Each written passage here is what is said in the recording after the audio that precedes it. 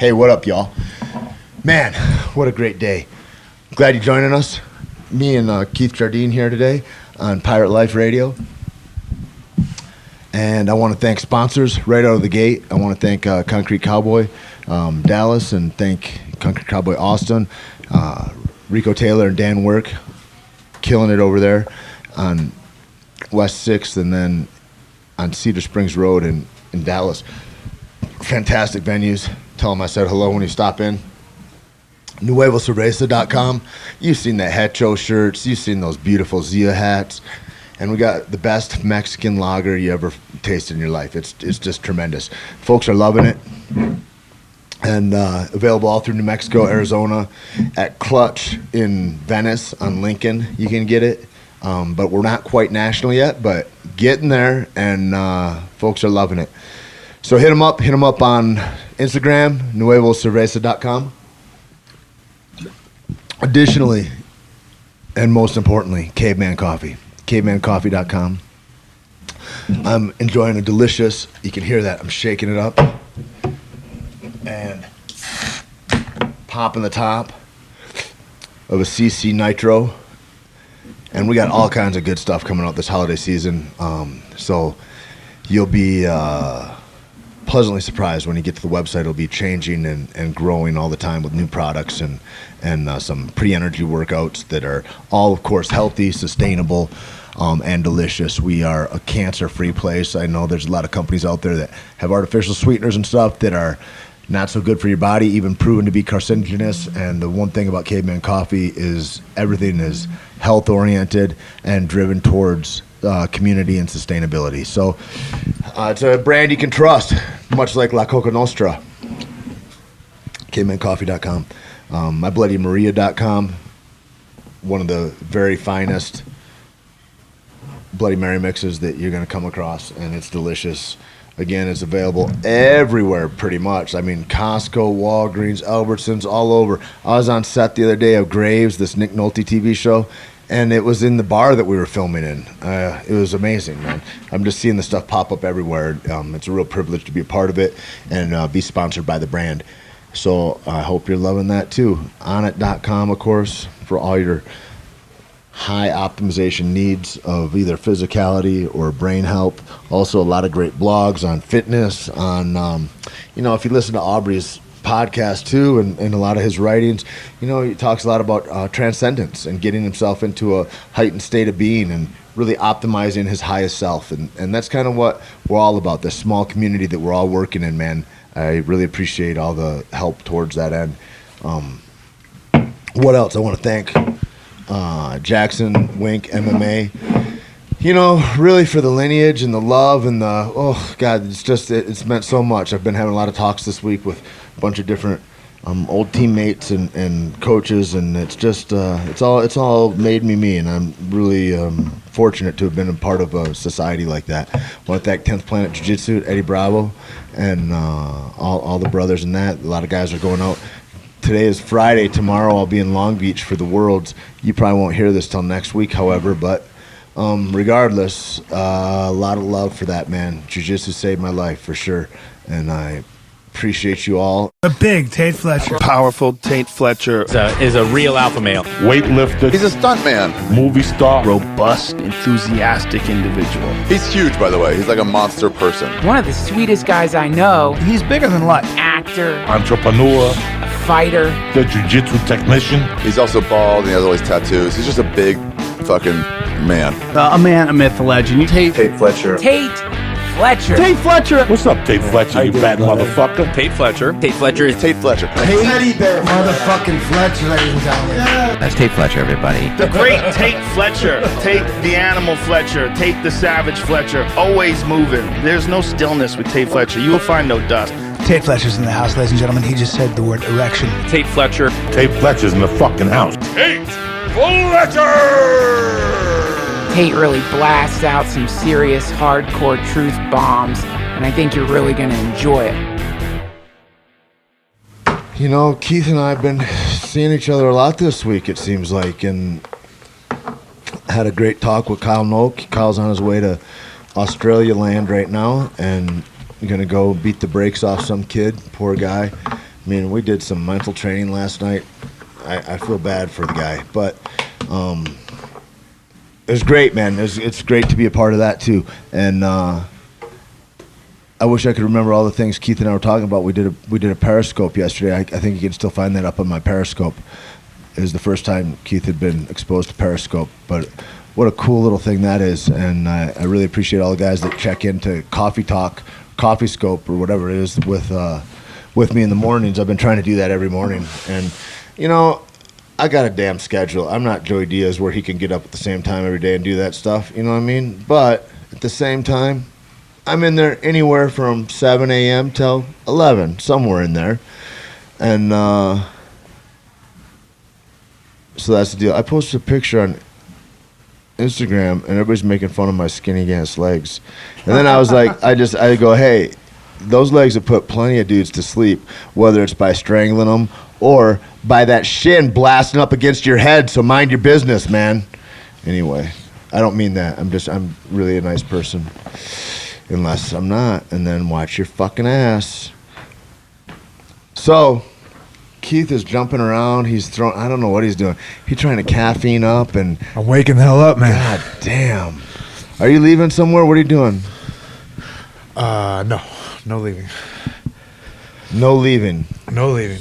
Maybe I might have an audition in LA. Really? Tomorrow. I'll tell you the whole deal. And then you stay out there all week. I got a. Did you see that? We got these new gift cards. Yeah, those are pretty, man. I mean, how nice is that? Free gift card right now through November 14th, $5 to $100. Who gives $100 off on gift cards? Lacey Mackey does. That's who. Caveman Coffee, fool. So they're good from the 15th of November to the 20th of December. Use them to order yourself more loot and apply to gift orders for all your friends.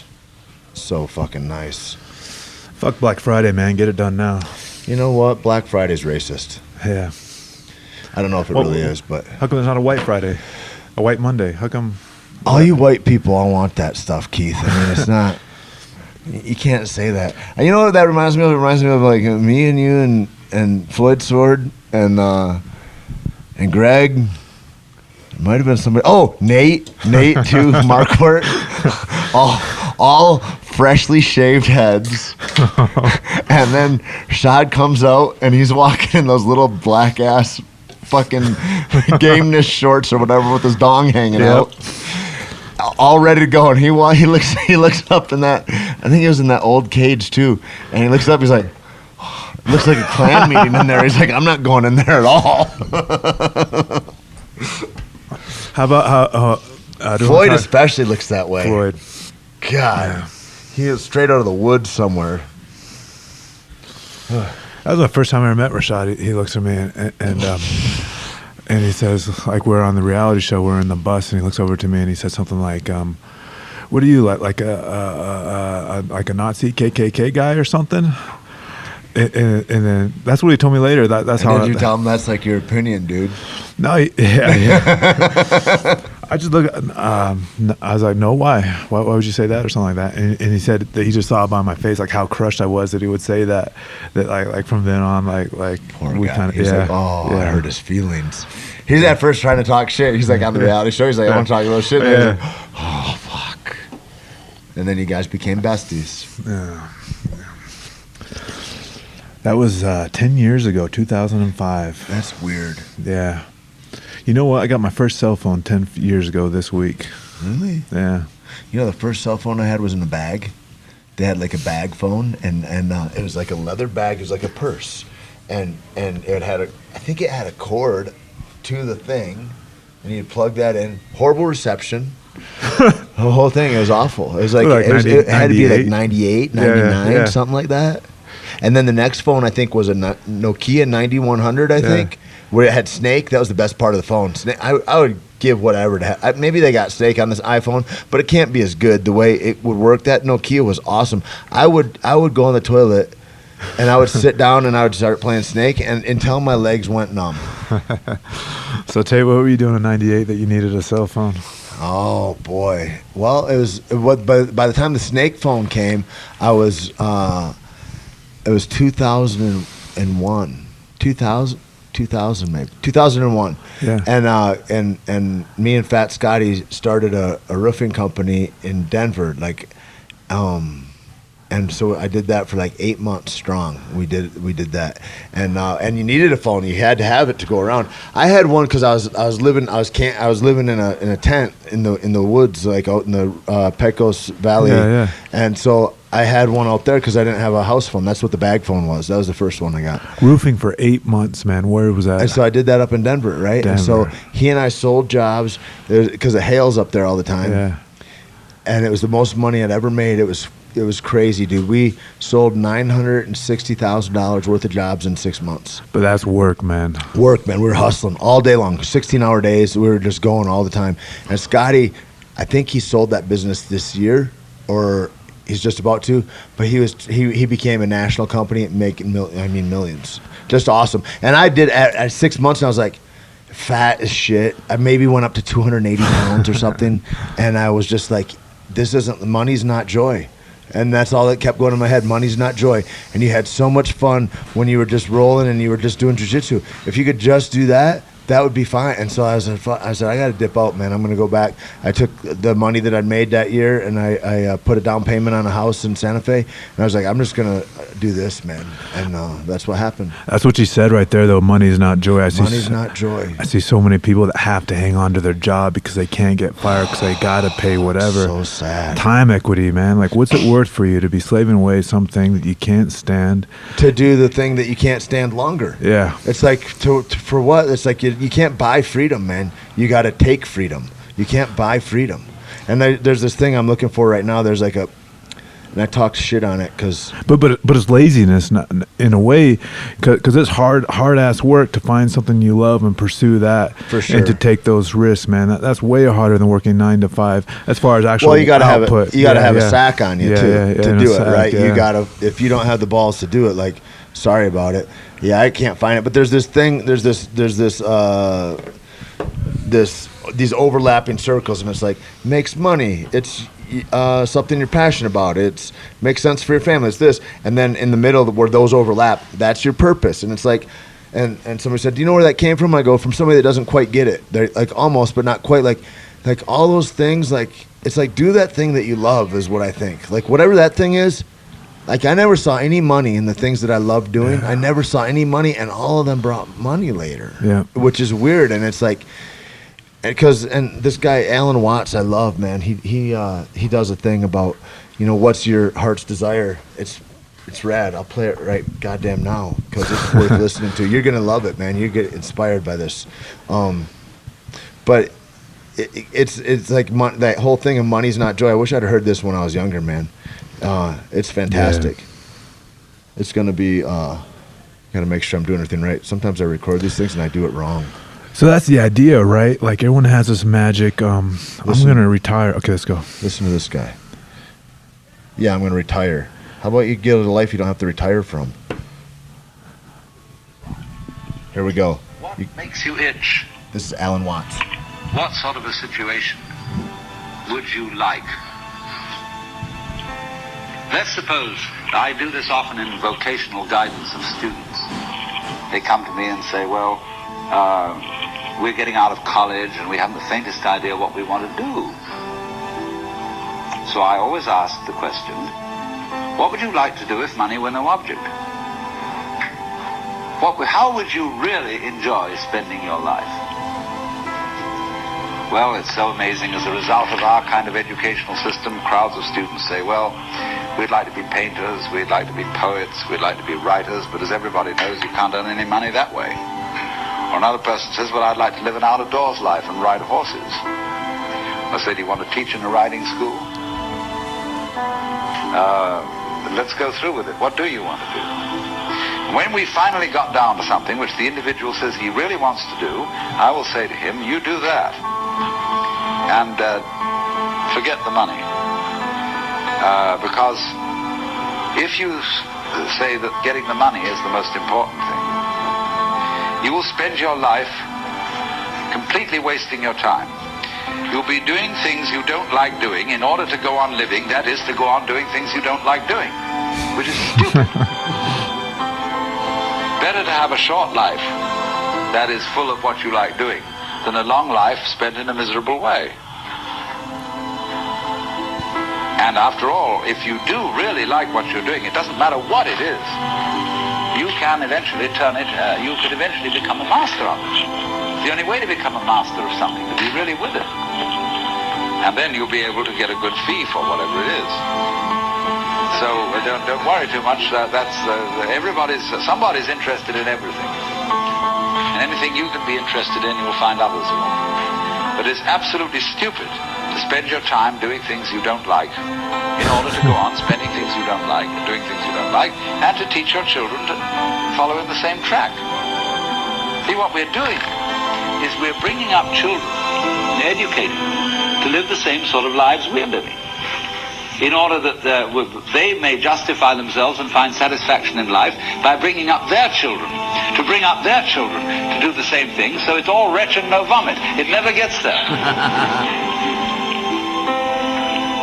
And so, therefore, it's so important to consider this question: what do I desire? Isn't that dope? All wretch and no vomit.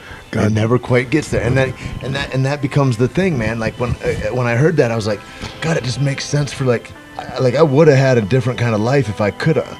Like I would have done whatever, but I just couldn't bear it. And so I went in these other ways, and then I'd look at these people, and they go, "Oh no, do this, get a job, get some Jesus, have some kids, get married." And then and I was like, after a while, I was like, those people aren't happy. Like a lot of the people that I was looking towards, I was like, they're miserable folks. And why would I take that advice? Like that doesn't seem like the right advice. That's really hard, man, to see that people that you choose as role models aren't following the right path, and as a young person to diverge from that's really, really tough. It's tough. You can only do it if you're highly enlightened, which is very difficult if you're a young person, or if you're just like so abnormal, like outside of the box kind of thing, and you're like, or if you're lucky enough to have a passion. I had a friend of mine, and he just knew what he wanted to do ever since he was a little boy. He's like, I want to work for Walt Disney. And he was an artist, and he ended up going to Cal Arts and graduated early and got offered a job with Walt Disney right out of the gate. Like, and it's like that. Those are the real fortunate ones. Most of us don't know for a long time. God damn, that's really interesting the way you say that, because now I look at my life, like how lucky am I that I had a passion for fighting. I was in my late 20s. Had a job as a football coach at a college that I didn't particularly like. Yep. And what am I going to do? Join the military, whatever? I've always dreamt of being a fighter. Maybe I'll give this a try for a year. And I'm passionate. Oh, I love this. Give this a try for another year. And it grew into something. And I actually made a couple of dollars from it. But what if that didn't happen? Maybe I would have joined the military and got a job as a mechanic or something that I'm everybody else inclined too. to do. Like what? And then your personal training while you're doing that. While we're down at like that's the whole gig, and that little tiny truck, and you're going from gym to gym, like doing service and clients, to do that thing that isn't going to go anywhere. You're not going to go to Pride. You're not going to go to the UFC. Like those were so far off ambitions at those times in our life. Like that didn't seem like an option. But I was working. The working was giving me the opportunity to do what I love to do. The discipline that you were doing, like, and that's the thing. Like when I'm throwing guys out of bars or whatever, it's like that's not like my passion, but that fed my passion. Yep. And that was the thing that allowed me. And like I said, it wasn't to accumulate money. I wasn't working to put money in the bank. I was putting money in the bank, but it was to feed my passion. Yep. And it was more because that thing, I got something better than that. It's like it made me proud of what I was doing. The discipline that I was exacting in my life that I didn't have anywhere else. That was the thing that was fueling my life, and then I was like, man, it's the first time I felt proud about doing stuff. Like this is great, you know. We were talking about yesterday too. Like when you're in that, like what's the worst that could happen if you got fired from your job? You already accumulated a set of skills to get the job you have. You can get that job again, or you can get another better job. You can do something else. Yep. Like people get so I can't leave. I can't quit what I'm doing now. I worked so hard to get here. I can't risk that. I can't go travel Europe for 2 months. Right. You know, even though that might be the guy that you run into some. Who knows? Well, you know, that's the thing is like when you're afraid to step outside of what the comfort is, you never get to see behind the veil of possibility. Yeah. Because that's where possibility lives. It doesn't lie in your rote standard life that you're living. It lies outside that stuff. And so I think it's important to shake it up for a while. I love what Tim Ferriss says when he's like, every 3 months, regardless, I take 6 weeks or something and I go somewhere and I try to learn a new language or a new skill or whatever in this new spot and change the way his mind works. Yep. And you can see the result. I mean, that's why he's who he is. Yep, you bring up Tim Ferriss. That's funny. Like that was his 4-hour work week is one of the books I recommend the most. Not because I don't know if you read the book. You get to the beginning, it talks about automating everything and all that, and I'm not really interested in that. I'm interested in time equity at the beginning of the book, where I think I spent years and years fighting. I mean, I call it the fog of war, man. You just train. I miss funerals. Right. I miss weddings. I miss things because I can't even leave training. And am I having fun anymore at the point? We're talking about how fighting was a passion, but then it became a job. And just like anybody else doing a job, just going to work. This is what I do. Next thing I know, it's 4 years later. And by God, I was there. And I missed so much of my life. And what was the money of the fight? What was all that going for? What was I working for? I wasn't working for anything. Well, and at the end of the day, too, it's like, so there's another zero at the end of whatever it is I'm making a year.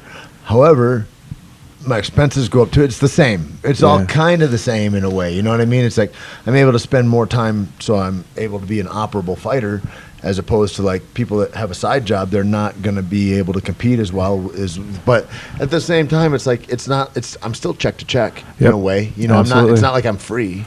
And just like the promise of a promotion or whatever, like, if I just put 2 fights together, man, I'm making $1 million. Right. I love what Schaub said, man. And he goes, when he denied that Reebok deal, and he's like, I think I'm going to do this other thing.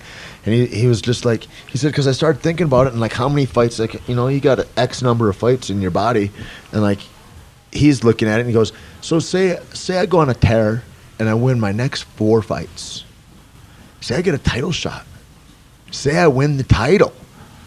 Then what? You know what I mean? And he's like, and he's got the benefit of knowing some of our friends that are like, they've been champions and all that, and they've done all that, and then they're like, and now what? And that's a huge place. You're at a cliff where you got to decide to jump off or not. And it's like, and there's not, that's not living. And at a certain point, I don't know what I noticed, and I would look, and I remember seeing guys that would stay a long time, and I would go.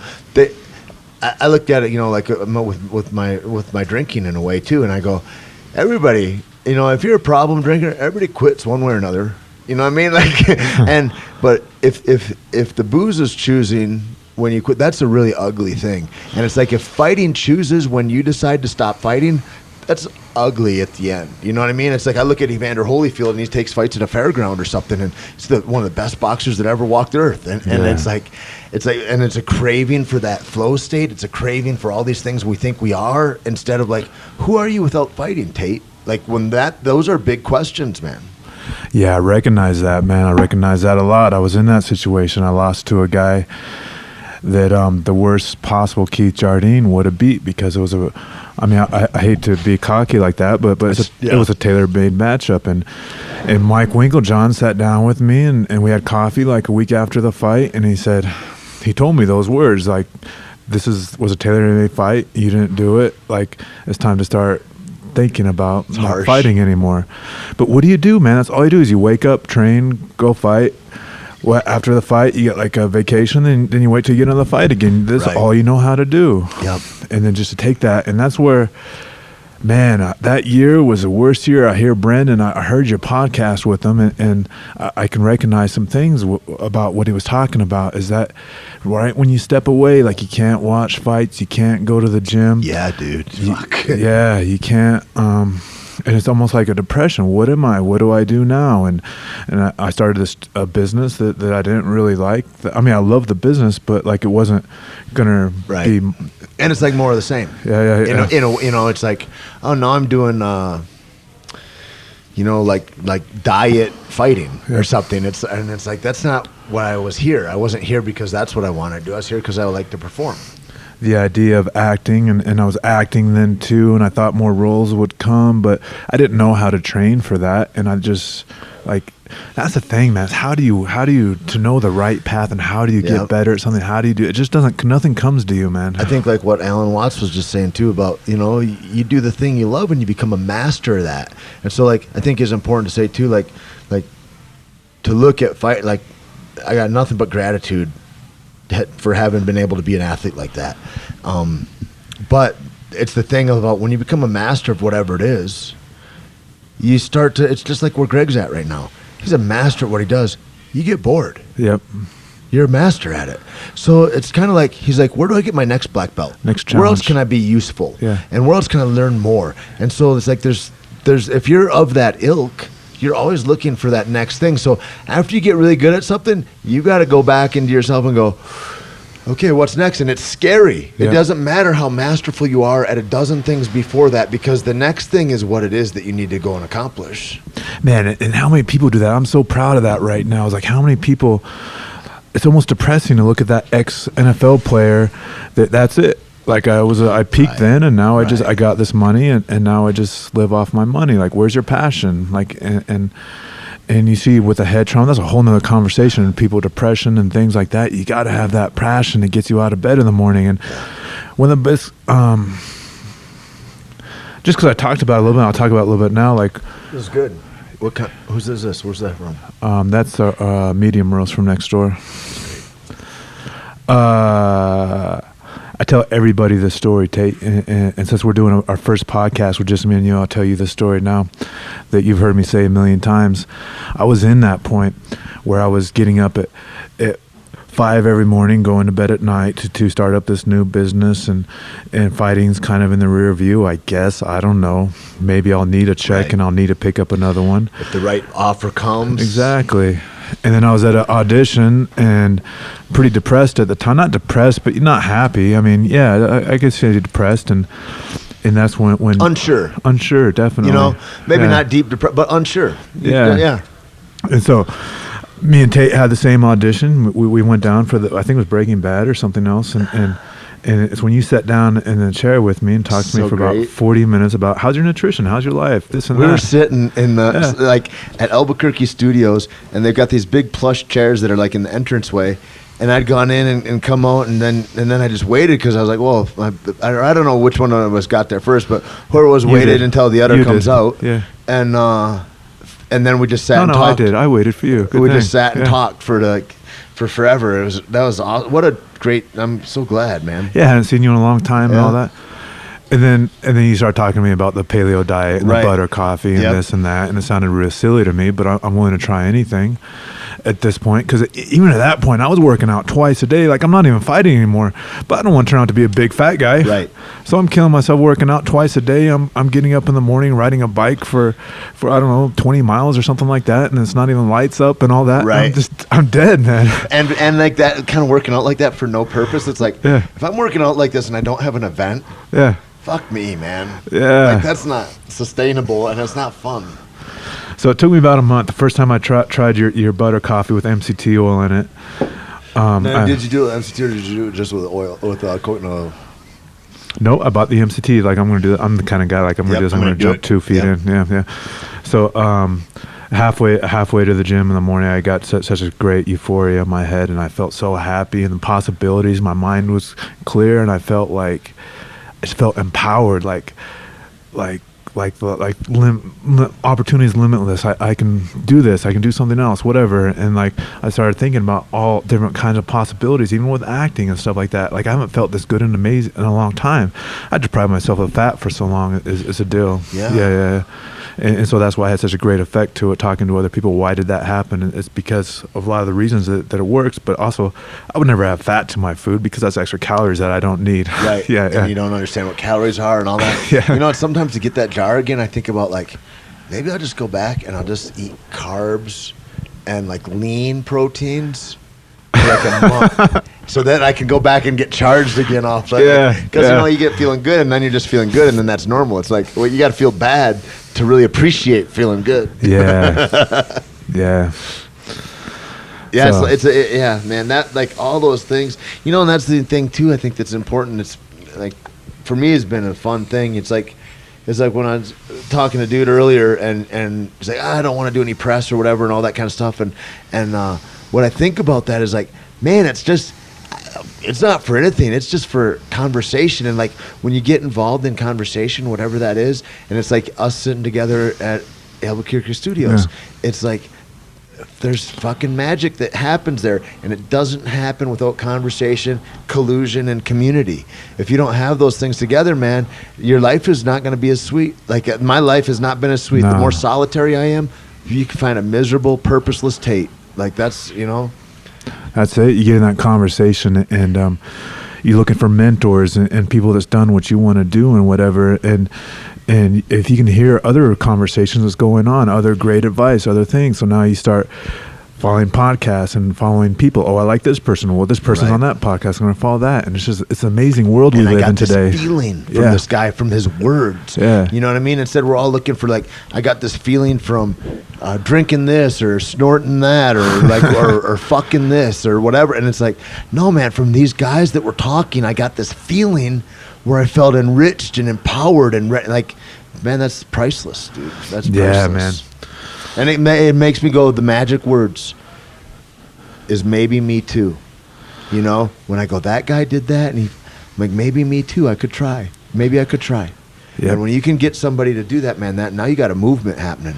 That's what I think's amazing about your podcast, and you're always bugging me to get on the podcast with you and do things, and like I got to get the confidence to do it and all that, because I know that you're in the same place as we're just people on that path. Yeah. Like, well, I'm not there yet. I'm a long ways from there. And I don't know how to do a podcast. Yeah. You know what I mean? Like I'd like, you know, Cowboy's coming down here in a few minutes. Oh yeah. Yeah, because he wants to do one at the BMF Ranch. Oh, beautiful. And so he's like, well, how much would it cost? Like, da-da-da. And I'm like, bitch, you're rich. Like, what do you mean? How much would it cost? And it's nothing. It's nothing. It's like, and I think he'll do it cool too, because Will Fox, who's a great photographer, like if you guys don't know, I think it's at Will Fox or something, but look for him. He's got all your favorite images of the UFC. His name is on them, and he's a beautiful photographer and videographer and stuff. And so he'll do the video and all that. So I'm going to set him up. I got a guy in Santa Fe, Eric George, and he's done my last podcast. He's producing them now. And then Nate Harris, he puts them out. But like, he edits them, mixes them, gets the sound right, and all that. And so like, put those two in touch with each other, him and Will. And if Cowboy stays attention to it, it's going to be awesome. It'll be amazing at it, It'll be man. great. That guy doesn't sleep. He's got boundless energy. But real quick before we diverge, that's what I want to say. What's great about you, man, is you're inviting the people like, this is my journey. Jump along, see what's going on. Like, I'm not there yet, but I'm finding it. And if I discover something, I'm going to talk about it. And the more I say, dude, the more I learn. Yep. Yeah. It's just the thing, and it's like, it's that thing too. A lot of pretentious people out there. I've discovered it, and I found it, and this is it. Right. Yeah. That's a hard trap. You know, I love that thing. I don't know if I told, it was you or Kyle, somebody the other day, but that Joe said, it was you. We were in the coffee shop. Oh, and Joe going, my biggest secret is that I'm not a fan of me. Like, I'm not very impressed with me. Yeah. And it's like, and I stay that way, where it's because I'm like the biggest feeling I have about whatever accomplishments that happen or this or that is that I'm not done. Yeah. Is that like, there's other shit I can dial in, and I always look at stuff as like, where can I get this a little better? Where can I increase that? And so I think with that, it's like limitless. You know, that journey becomes a limitless thing, but without reflection of other people, I don't have it. And then I was talking to a couple of friends last night, and they're talking about whether to keep things private or make things public, kind of in a way. You know, like, how much of your ass do you show? And like, for me, I was like, you know, like in a lot of my history, there's a lot of it like there's only 4 guys that know me, and like, and anybody else, man, like, you're the police or something. Like, there's like, and like having that ingrained in me was something I had to shake. And after a while, I was like, and one of those guys that knew me, man, you know, I buried him, and like 4 years after I got sober, and I remember I was talking to him on the phone, and we're talking about stuff, and he goes, you know, he was taking an English class, and I'd I'd read a lot. I was smarter than a lot. I was I was aware of things in a different way, and I'd taken some community college classes. I was in college at the time. Never graduated college to this day. I don't want to get it twisted, but but the thing is that he goes, oh, I got to write a journal, and I'm looking at his life, brand new truck, boats, like hidden compartments in his walls, like the whole thing. But like the police are taking pictures of you every time you go in and out of the house, kind of thing too. And he goes, yeah, I'm taking a class at college, and I go, oh, cool. He says, yeah, I got to keep a journal though. And he says, I don't know what to write. And I go, and then I in my arrogance, I go, oh, well, dude, all you do, Roar, is you just write, what happened in your day. And there's like a little silence, and almost like, you could almost hear him saying, you dumb fuck, but he didn't say that. He's like, I can't do that. And I was like, and I'm thinking about what his day is. I'm like, of course he can't. He can't say that to anybody. And I go, Roar, I'm not scared of who's coming through the door. I'm not scared of who's listening to this phone call. I said, I'm just not scared anymore like that. And it was like that kind of freedom where, and like I think about the podcast like that, is like, or whatever. It's like, talk about whatever, because nobody can hold anything over me. There's nothing that I'm afraid of in any way like that. That is like, oh, somebody found out about X, Y, or Z. That's like, to me, I just wanted freedom, and that's where it's at. We got to take a break here because Cowboy is entered. Cowboy. Right. Well, that was exciting. We had to pause for a second. It's weird. I wish I could remember where I paused, because then it looked seamless when I started up again, but that's how it is, man. Cowboy and Jonathan. I forget Jonathan's last name. Do you remember? No. He's another pro fighter staying out at BMF Ranch, but you guys are going to be able to look forward to having a Cowboy Cerrone podcast soon, it looks like. And we just talked about all that, but Jesus, I get fired up around that guy talking. Anytime I hear somebody excited about doing something new in their life, I get excited too about it. And like, that's the thing. I swear the most important thing that's happened to me in the last couple of years, 3 years maybe, is picking who is around me and like making sure that positive people that are like on a course to doing kind of similar things that I want to do, making sure that those are the people that are around my life. And man, it makes a hell of a difference, because what it gives me is the excitement. I felt the same thing, man. I was like working out at, it's like wherever I work out at, I choose carefully where I work out at. And like in Venice, I work out at Logan Gelbrick. You can find at Functional Coach, and he's one of the best coaches in the world. And but the reason I do it isn't because of the activities that are there. The reason I do it is because of the way that I feel as far as my inspiration and the conversations that I get to be privy to. It's the people in the community always that make the difference, man. And I used to live 40 minutes away from that. I would drive by 15 different gyms on the way to go into Deuce Gym on Lincoln Boulevard. And it was worth it. I would never thought about it. I never thought twice like that, because that's where I got that from. And the same thing, not like my group of friends, my circle is like that. Like it's hard. I need that inspiration, man. I need it. It's the lifeblood. Yeah, man. You're the average of the 5 people you hang around the most, right? That's that's either scary when you hear that, or it's like, oh yeah, of course, those are great people. It's like, it's because that shit is true. I used to hate it. I remember my dad, it was one of the last things he told me, and we stopped talking for years, but not because of that, but other things. But he goes, you show me your friends and I'll show you. And I was like, and then one of my friends had just gotten arrested at that time. And I was just like, that's a shitty thing. That's not like whatever. And I don't know. I was so obstinate. I was so stupid, man. I was like, that's not true or whatever. And it's like, that's absolutely true, Tait. That's 100% accurate. I just had a cool thing that happened. This is one thing about knowing a little bit. I can't stand fuckers that and especially in other sports that like turn down fans and autographs and act uptight, because that shit, it comes around to you in your favor all the time. And that shit just happened. We got a situation here where we got we got perishable stuff that's got to go to cold storage. It's got to be there before 3:00 by the time they close. It's in a half an hour. So our truck that we rented to take the stuff broke down.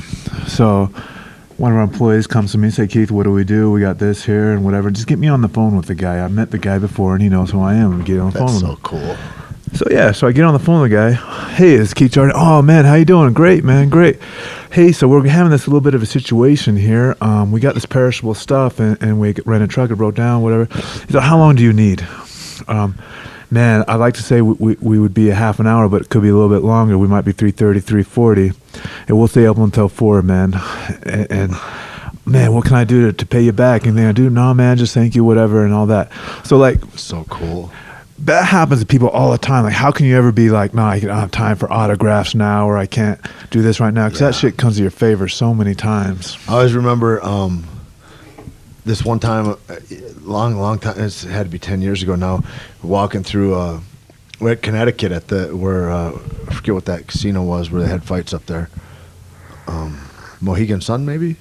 Oh, way back, and so like one of those really crummy places. Sorry, I don't know. Well, it was where the UFC was way up there, right? Yeah, and it was like you're so deep and you're way away. You're hundreds of miles from everywhere. And I say crummy because it's one of those places where you're in a hotel for a week and that's it. Seen Chuck Liddell naked in the lobby there, screaming, like that's a true wild man right there. That guy. Yeah. Back in the day, dude, he would get a hotel room just for chicks, and then he'd have another hotel room for sleeping, and it would be all taken up, and it was like mayhem. It was like Sodom and Gomorrah. So he's not minding being in the hotel for a week. This is vacation. God, he's just like, finally. I think he was fighting so long, like he'd fought in those Brazil things, like cage rage and all that. Yeah. And I think he'd been fighting for so long where he's like, great, so I'm in a sport where it's just like truck drivers like it or whatever. And then when the UFC started to get popular, he was still fighting, and then he became, he was a superhero. Yeah. Like, he was the guy for forever. And then girls came and all that, and he reveled in it. It was rad. But anyway, we're up there, and everybody's stopping, and it's like more sparsely. It's not like Vegas where it's madness, but Rogan would stop everywhere and sign whoever's asking whatever. I never saw the guy not smile in a picture, turn down a thing, nothing, man. And he goes, dude, comedy and being able to announce fights, he's like, I would do that for nothing. Wow. He's like, this is what the paychecks are for. It's like, show up and be there with people, it's the most. Yeah. I go, but sometimes it's so dickish. Like, you're in the middle of chewing food and people are like, hey, I don't want to be that guy. And all I'm thinking is like, well, once you say that, you can clearly not be that guy right now. Like, you've got a complete choice in that. But and he's like, and he'd finish chewing his food. He'd have to put his hand up because he's not going to speak with his mouth full of food. And then he would get up and like, to a fault, man. And I was just like, he's like, dude, sometimes, it's a pain in the ass or whatever, but this is one of the coolest things in their lives. Like, I remember being a little kid and seeing TV shows, and if I could have seen like Henry Winkler or something like that from Happy Days, I would have been ecstatic. Like, and it would be at the time, I'm only going to see him in that brief moment, and he's like, and he just respected that always. Yeah, it was really a important thing, I think, and I think it's so cool. And now we got a truck from it, which is rad. I'm glad that you're that way too. What a beautiful thing Joe is, man. It's crazy, dude. Egoless, like, you talk about a movement a guy's made, like, it's like that thing about making a difference. I always think about that thing that Max says. I think it's on his tombstone. It says, I might not, something like, I might not make a difference for, I might not touch 1 million people, but I might touch one guy that touches 1 million people, man. And you never know where that chain goes, Yeah. It's like that spreading goodness, like being goodness wherever it is, wherever you go. Because everybody's just becoming, you don't know what somebody might, That's my thing, man. Like, holding doors for people, saying hi to somebody when they walk by you, man. Like, people are just so rude, man. And it's like, a trip. People can't even smile. Yeah. You walk by and I'll be like, hey, how you doing? And like, people will be stern-faced. They'll kind of look at you crazy and keep walking. I was like, how rude are people? Like, I'm like, it's weird, man. It's a weird thing. I was thinking about that in relationships. I'm like, all the problems in relationships happen when you treat your loved one, because they're supposed to love you no matter what, and you lose your manners. It's all about manners. You lose manners, and then you're like, I take it for granted because they know I'm not like that. No, if a stranger came by, I would of course smile. I'd be nice. I'd get up and like whatever. But like, I don't do that for my lover or for the person that is like close to me or my mom, because she knows I'm not like that. I'm just kind of tired, and so what I don't press, like, it's just bullshit, man. And it's like it all comes down to the good manners, I think, like good communication and that. Yeah. Anyways, so the senator is going to be here shortly. I think he's here now. Is he really? Yeah. We should wrap up then. Whatever. Man. We got to say hi to this guy. Yeah, I got to say hi. Is that weird, though, that, like, I don't really care about meeting? I'm not a senator, like, whatever. But you think about that, he's a fan, too. Yeah. He's going to want to meet us. I mean, the guy's accomplished. I mean, I respect what he's done, and I guess, right? I mean, I'm not like, I wasn't coming here. I'm excited. I'm going to meet a senator today. Right, no. I was like, this is a task I have to do today. Shake, how you doing? It's an honor to meet you. But what's nice, we get to go to lunch after, or whatever, you know? Yeah. All right. Well, let's wrap it up. Let's wrap it. And then maybe we'll come back later. Who knows what happens. But thanks, guys, for listening, and we'll talk to you next time.